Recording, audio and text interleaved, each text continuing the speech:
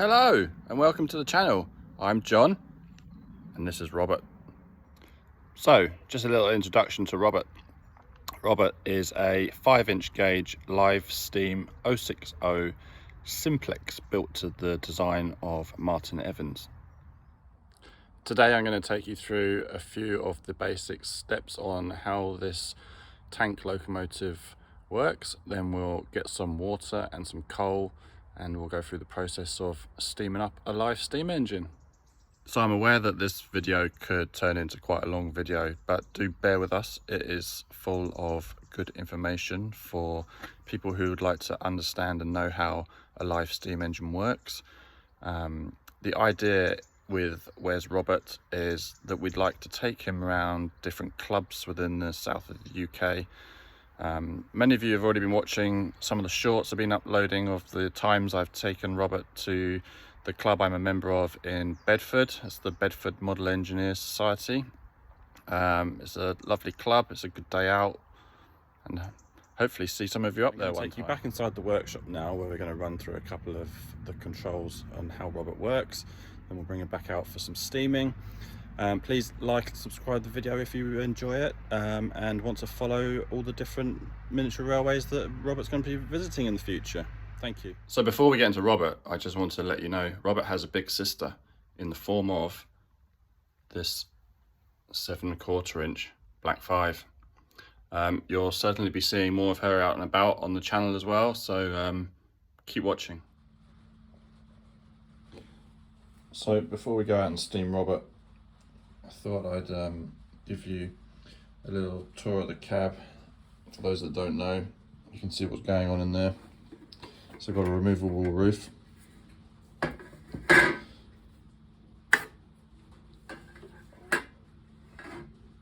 First thing is to have a look around.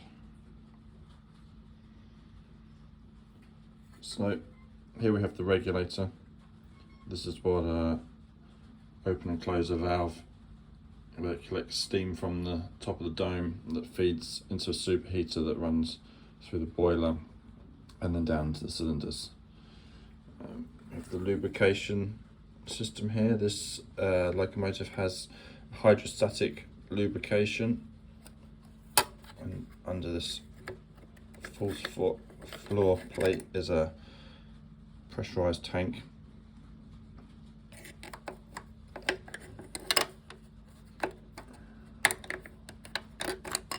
That tank is fed from this globe valve here. Then the steam pressure goes into the tank, displaces the oil, which is regulated with the needle valve. You can watch the bubbles of oil float to the surface, which are then fed to the cylinders.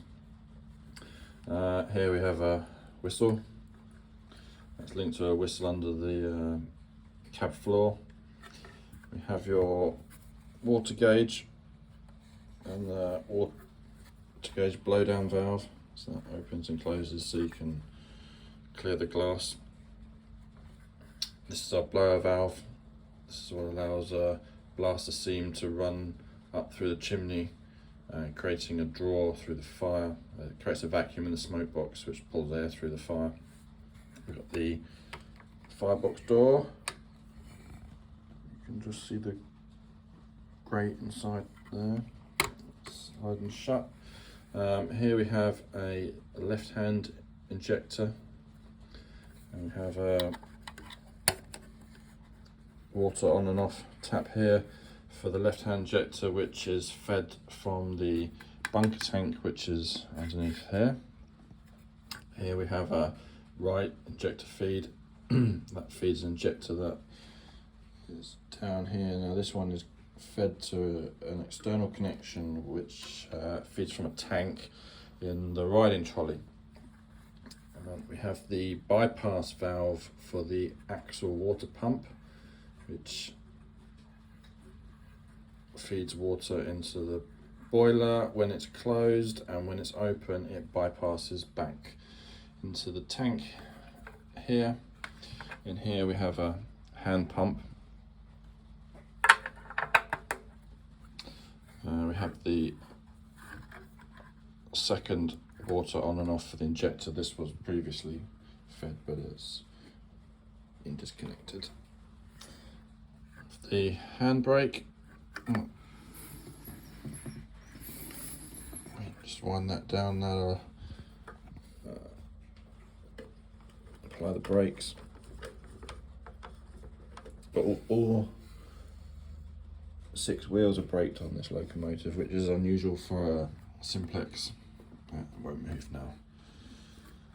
And finally we have the pressure gauge. This locomotive has a working pressure of 100 psi, which is 10 psi above what the normal design is. I believe it's 90 psi.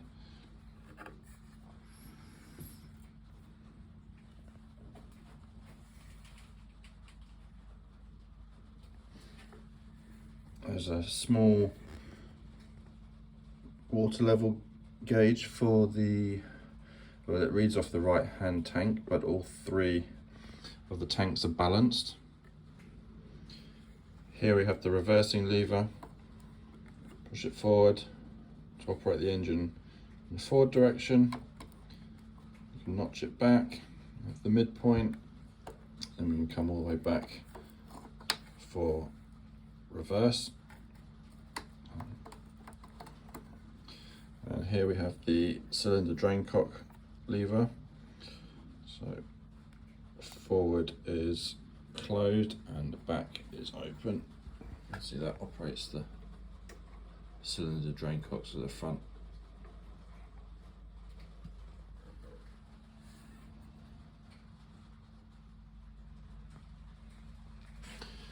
Have a look inside the smoke box.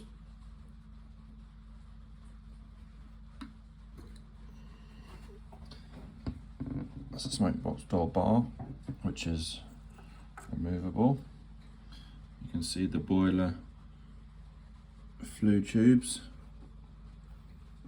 The pipe you can see here is the feed from the blower valve, and there's a tiny little nozzle jet there which blows the steam jet up the chimney to create the vacuum. If you look here, there is the pipe for the superheater, which takes steam after the regulator, passes it back through the large boiler flue to superheat and dry the steam before it enters the cylinders. This is the cylinder feed pipe. There's a T elbow under here which splits it to the 2 cylinders, and then behind that is the blast pipe that comes up the chimney.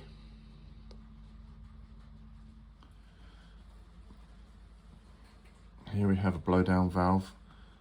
There's one on each side that is used after you've been running.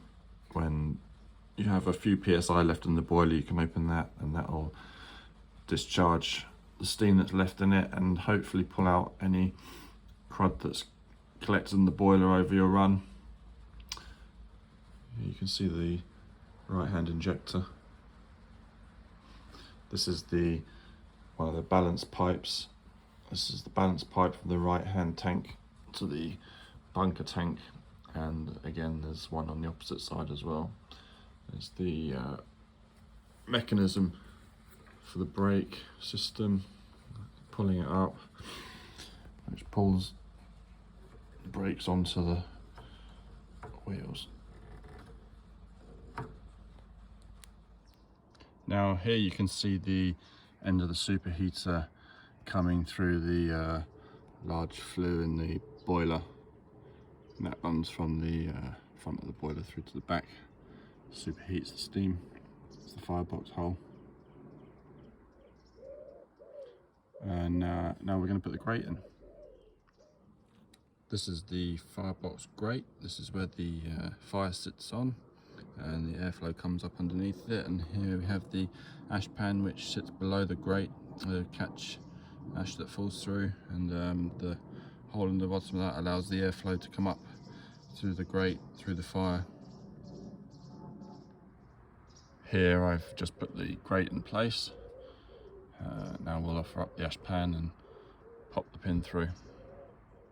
And here we go, there's the ash pan in place on the grate inside. Little look underneath.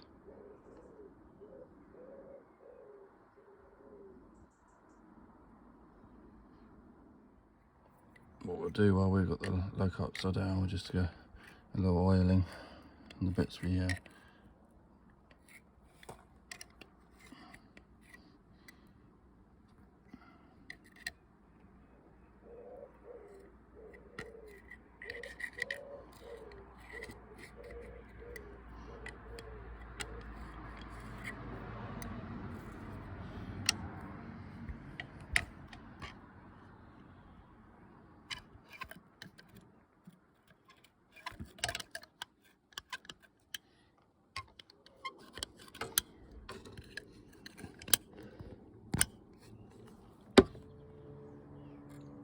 So we've put a bit of water in Robert's tanks, and we're just pumping the boiler up to get some water up here in the gauge glass here.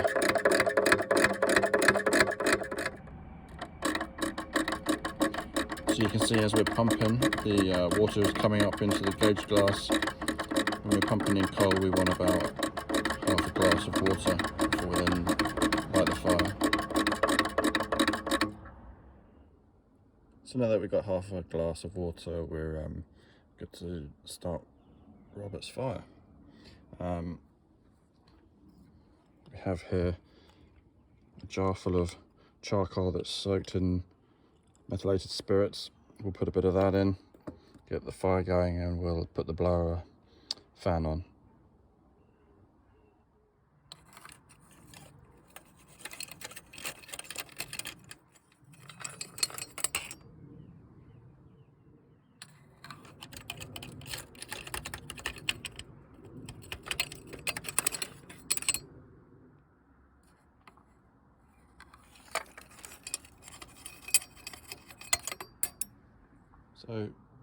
So here we have the artificial blower fan. It's a little 24 volt motorized fan with an adapter that sits into the chimney, and that will connect to a battery and spin. What that will do is that will pull air through the fire along the boiler and up through the fan, effectively creating a draft to fuel the fire.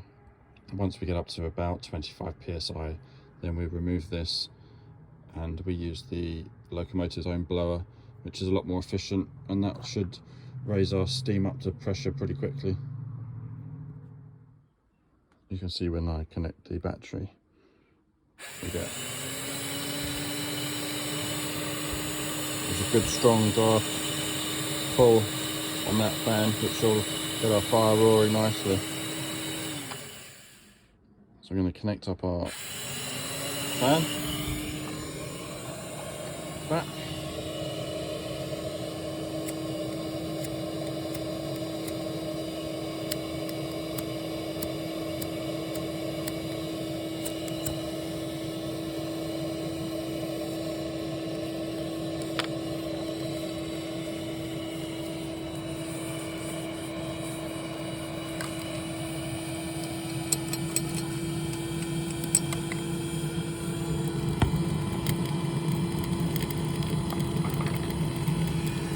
You can see straight away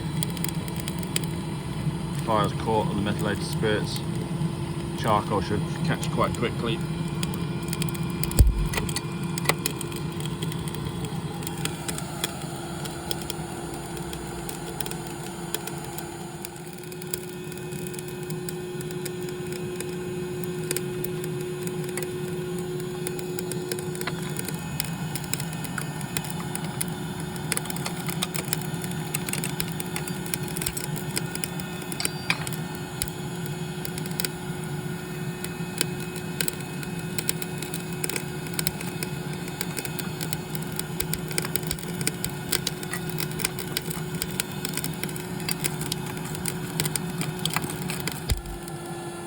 So we've been going about 4 or 5 minutes now.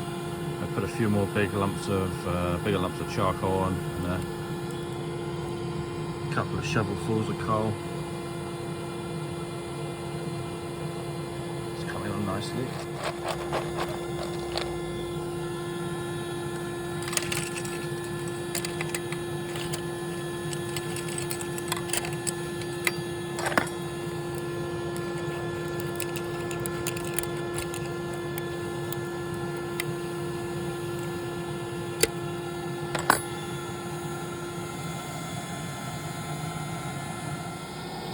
So just while we're raising up the steam here, we're going to go around and put a squirt of oil in all our oiling points. A bit of motion that moves.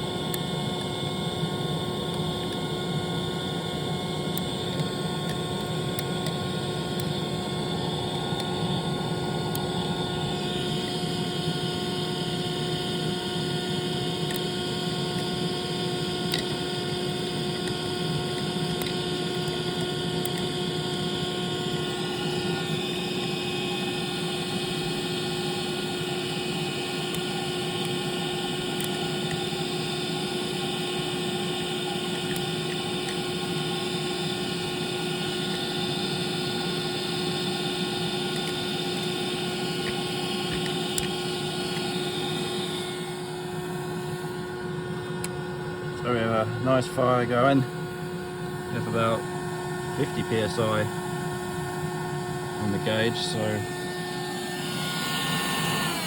we'll now remove the artificial fan.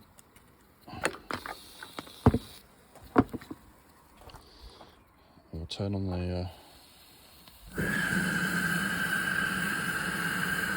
blower valve.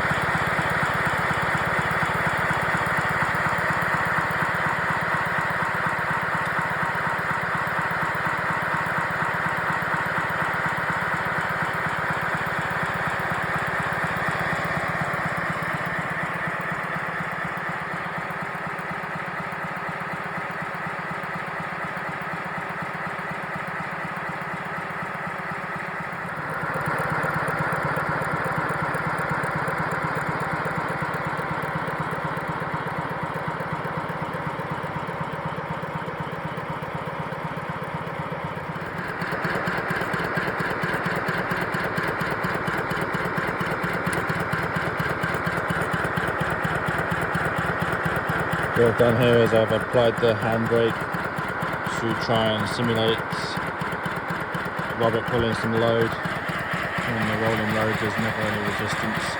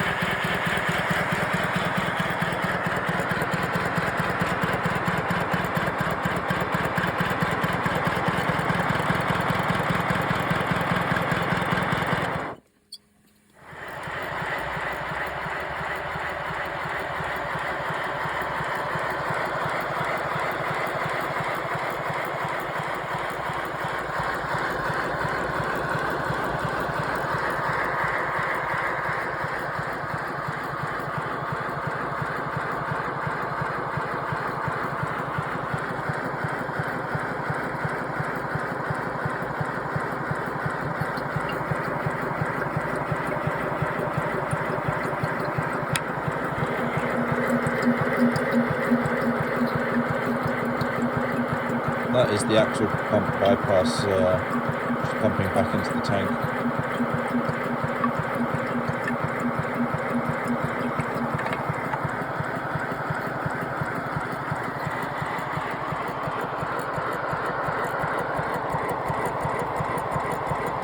So our hydrostatic lubricator.